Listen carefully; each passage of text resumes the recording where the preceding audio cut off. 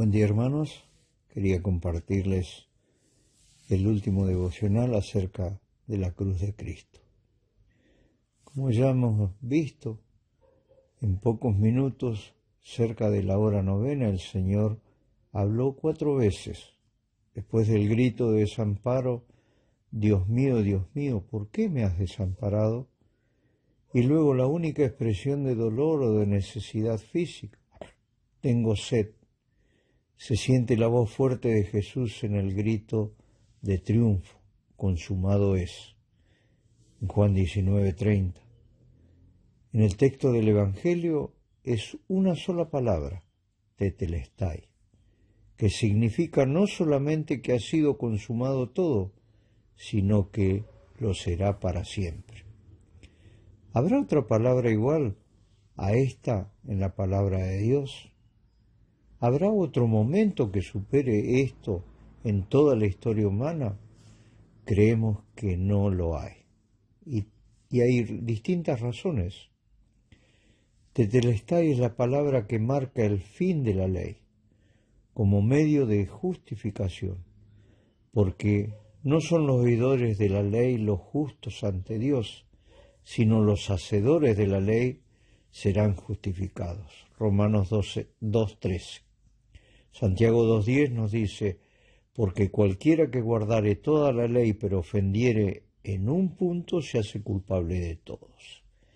Es evidente que ningún hacedor de la ley se ha encontrado entre los hombres.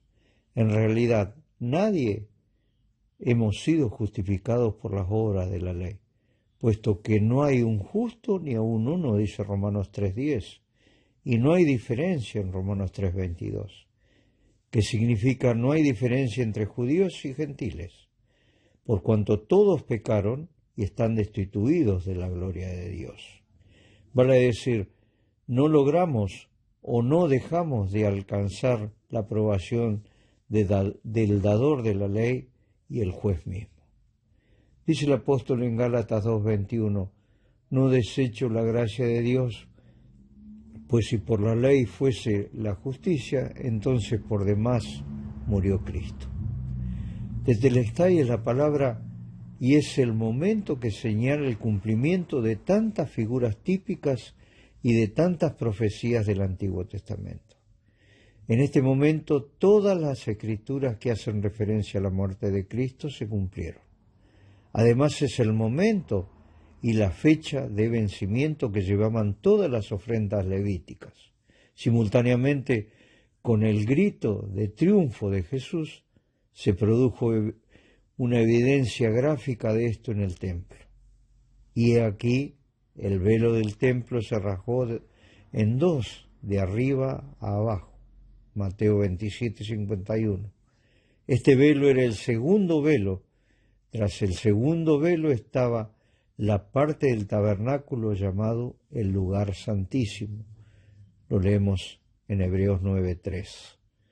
El velo entero, junto a otras características del sistema judaico, indicaba que no había manifestado el camino al lugar santísimo. Antes de la hora consumada, entrar detrás del velo significaba la muerte. Desde la obra consumada del Señor en la cruz, quedarse fuera significa la muerte. Cuando Dios partió el cielo. Mateo 3:17. Fue para declarar su satisfacción con la persona de su Hijo cuando partió el velo, era para declarar su satisfacción con la obra del Hijo. Tetelestai es el momento que marca el punto final del sistema sacerdotal de Aarón. Ya queda obsoleto. Hebreo 10:11 dice, y ciertamente todo sacerdote está día tras día ministrando y ofreciendo muchas veces los mismos sacrificios que nunca pueden quitar los pecados, pero Cristo, habiendo ofrecido una vez y para siempre un solo sacrificio por los pecados, se ha sentado a la diestra de Dios. De ahí en adelante, esperando hasta que sus enemigos sean puestos por estrado de sus pies. La frase «se ha sentado» demuestra física y gráficamente la gran verdad del consumado es. cómo habrá fortalecido la fe de los nuevos creyentes hebreos. No tan solo sabían que el sacrificio se había hecho una vez y para siempre, sino también que Él, el Señor, que lo hizo, se sentó. En el sistema sacerdotal del Antiguo Testamento, el mobiliario del santuario no incluía una silla o un banco. Aparte de trabajar en tandas y en turnos para satisfacer la necesidad del pueblo, en ningún momento se sentaron mientras ministraban. Esto significa que la obra nunca terminaba y que nunca llegó a un punto final. Cuán grande es el consumado es y cuán significativo o importante que Él se sentó. Recordemos parte del himno 508. Allí sentado está el sacerdote fiel. Su obra terminada ya, Él intercede siempre allá por los que creen en Él, por los que creen en Él. La palabra telestai es una terapia infalible.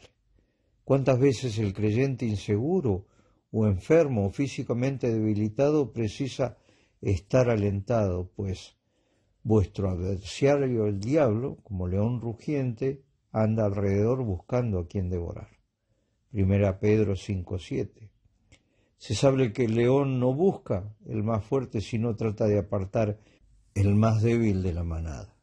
¿Cuántos creyentes firmes han sido el blanco de los ataques despiadados de Satanás cuando han estado débiles por una enfermedad, por tratamientos prolongados o postrados? El adversario ha aprovechado esta situación para acusar, para sacudir o para hacerles vacilar en la fe. En medio de la debilidad física, a veces acompañada por la confusión mental, el creyente no puede recordar citas bíblicas o textos, y menos aún doctrinas. Entonces, qué bueno que en estas circunstancias podemos aferrarnos con todas nuestras fuerzas al consumado es. Esto basta para alentarnos, para sostenernos en nuestra fe y darnos la victoria. Tetelestai es una palabra de victoria. La victoria anunciada en la primera profecía de la palabra de Dios se logró en el Calvario. Y pondré enemistad entre ti y la mujer, y entre tu simiente y la simiente suya. Esta te herirá en la cabeza, y tú le herirás en el calcañar. Génesis 3:15. Simiente de la mujer, Cristo, y su obra triunfante sobre la serpiente representa la victoria más grande de todos los tiempos. Un autor desconocido del siglo XIX escribió: de la primera predicción se desarrolla toda profecía bíblica. Como resultado de esa victoria, el Señor eliminará para siempre del vocabulario del hombre las palabras tales como muerte, dolor y maldición. No habrá más muerte, ni habrá más llanto, ni clamor, ni dolor, y no habrá más maldición. Apocalipsis 21:4 y 22:3. Con el consumado es, el cielo se regocijó y el infierno tembló. Qué victoria contundente la de nuestro Dios. Tetelestai tiene el poder único. En estos mismos instantes, las últimas palabras breves de Jesús se dirigen a su Padre. Padre, en tus manos encomiendo mi espíritu. Y habiendo dicho esto, expiró. Lucas 23:46. Lucas es el único que relata este detalle. Esto coincide con el objetivo del Evangelio de Lucas, que es el de presentar a Jesús como el Hijo del Hombre. Es por eso que podemos trazar tantas veces en el Evangelio de Lucas, como en este caso a Jesús como hombre en relación con su Padre. La muerte de Jesús es única.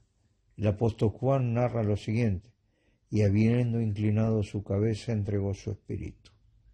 Juan 19:30. Esto concuerda con lo dicho por Jesús mismo en Juan 10:17 y 18.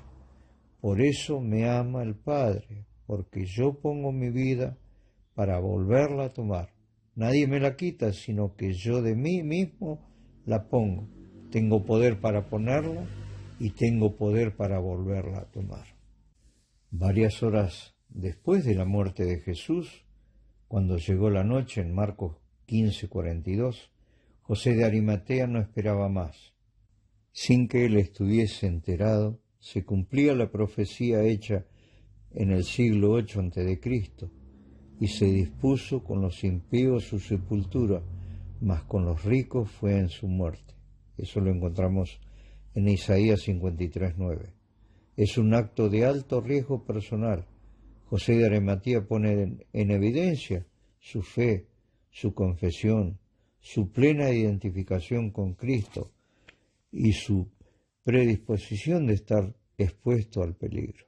Entró osadamente a Pilato y pidió el cuerpo de Jesús.